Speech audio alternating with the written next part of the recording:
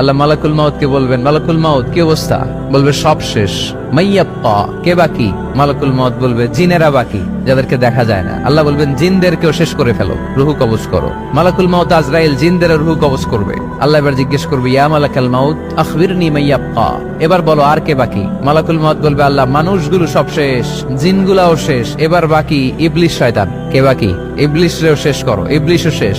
আল্লাহ আবার জিজ্ঞেস করবেন, ইয়া মালাকাল মাউতি মাইয়াব্বা, আর কে বেঁচে আছে বলো? মালাকুল মাউত বলবে, আল্লাহ আপনার কথা অনুযায়ী পৃথিবীর সব মানুষের রুহু কবজ করলাম, সব জিনদের রুহু কবজ করলাম, ইবলিসের রুহু কবজ করলাম, এখন আছে শুধু ফেরেশতা। আছে কারা? যাও ফেরেশতাদের রুহু কবজ করো। ফেরেশতাদের রুহু কবজ হয়ে যাবে। এবার আল্লাহ জিজ্ঞেস করবেন, ইয়া মালাকাল মাউত আখবিরনি মাইয়াব্বা। মালাকুল মাউত বলবে, আল্লাহ আপনার কথা মতো ধরে ধরে সব শেষ, ফেরেশতাও শেষ, 4 জন ছাড়া। কয়জন ছাড়া? জোরে বলেন, কয়জন ছাড়া?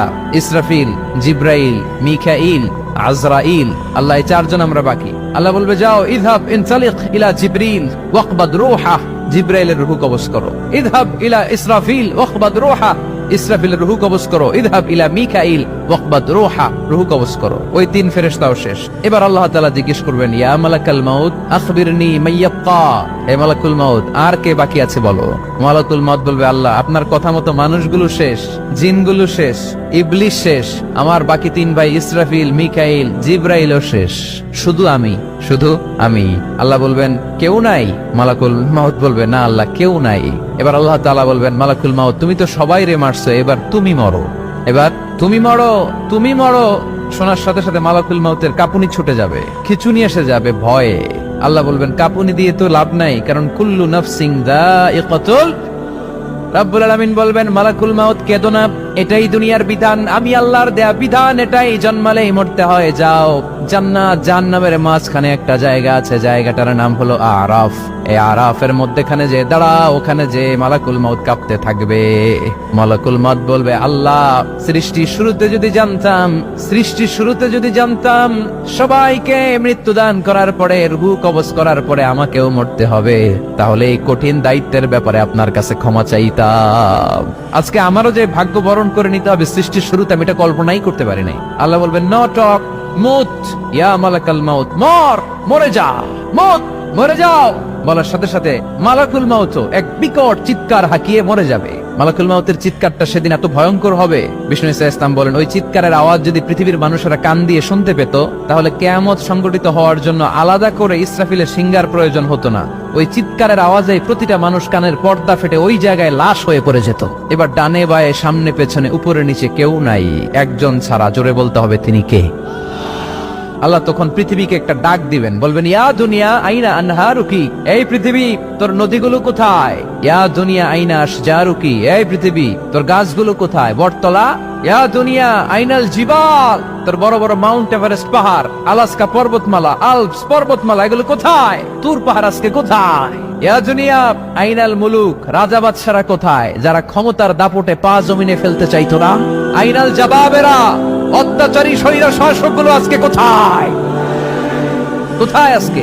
কোনো আওয়াজ নাই। আল্লাহ তখন হুঙ্কার দিয়ে বলবেন, লিমানিল মুলকুল ইয়াউম, who belongs the kingdom today. আল্লাহ চিৎকার দিয়ে বলবেন, আজকে ক্ষমতা কার? আওয়াজ করে বলেন, সেদিন ক্ষমতা কার? আল্লাহ সেদিন প্রশ্ন করে নিজেই নিজের প্রশ্নের উত্তর দিবেন, লিমানিল মুলকুল ইয়াউমা লিল্লাহিল ওয়াহিদিল কাহ্হার। সেদিন ক্ষমতা দুনিয়ার কোন রাজার নাই, কোন বাদশার নাই, কোন স্বৈর শাসকের নাই, কোন সুলতানের নাই, কারো নাই। সেদিন ক্ষমতা চলবে একজনের, তিনি কে? তার নাম হচ্ছে রহমান। তার নাম কি? আরো জোরে বলেন, কি নাম? এজন্য রহমান কারে বলে আজকে চিনতে পারছেন? তার দয়ার শেষ আছে? তার ক্ষমতার কোন কুল কিনারা আছে? তার ধন ভান্ডারে কোনো কমতি আছে? এজন্য লা বিশাইইন মিন নিআমিকা রাব্বানা নুকাযযিবু ফালাকাল হামদ, we don't deny any of your mercy and blessings, all praises to you। আল্লাহ তোমার কোন নিয়ামতকে আমরা অস্বীকার করি না। আল্লাহ প্রথমে ধমক দিয়ে বলছেন, এই মানব জাতি আর জিন জাতি, আমার কোন নিয়ামতকে অস্বীকার করবি? আমরা বলি কোনটাই অস্বীকার করি না। সকল প্রশংসার মালিক একজন, তিনি কে? ইমাম বাইহাকি বলেন, আল্লাহর হাবিব সাল্লাল্লাহু আলাইহি ওয়াসাল্লাম ইরশাদ করেছেন, ইন্না লিকুল্লি শাইইন আরুস ওয়া আরুসুল কুরআনি সূরাতু আর-রাহমান। আলেম ওলামারা বলেন তো আরুস মানে কি? মাশাআল্লাহ, নববধূ। আরুস মানি নতুন বউ, আরুস মানি নতুন বউ, নববধূ। আল্লাহর হাবিব বললেন, লিকুল্লি শাইইন আরুস, সবার একটা করে নববধূ হয়। আর কোরআনের নববধূর নাম সূরা আর-রাহমান। ইন্না লিকুল্লি শাইইন আরুস ওয়া আরুসুল কুরআনি সূরাতু আর-রাহমান। দুনিয়ার প্রত্যেকের জন্য আল্লাহ একজন করে নববধূ দান করেছেন। আল্লাহর কোরআনেরও একটা নববধূ আছে, এই কোরআনের নববধূর নাম সূরা আর-রাহমান। কোরআনের নববধূ, কোরআনের নতুন বউ, কোরআনের নতুন বউ। কেন আল্লাহ এত সূরা থাকতে, 114টা সূরা থাকতে আর রহমানকে কোরআনের নববধূ বললেন? এর কারণ, নববধূ যেমনি বাসর রাতে হাতে পায়ে আলতা মেখে, বেনারসি শাড়ি পরে, জুয়েলারি অর্নামেন্টস পরে, পার্লারিং করে, মেকআপ করে হাজবেন্ডের জন্য নিজেকে উজাড় করে সাজায়, ঠিক তেমনি আল্লাহ তাআলা এই দুনিয়াতে আমাদেরকে কি নিয়ামত দিয়েছেন আর আখিরাতে কি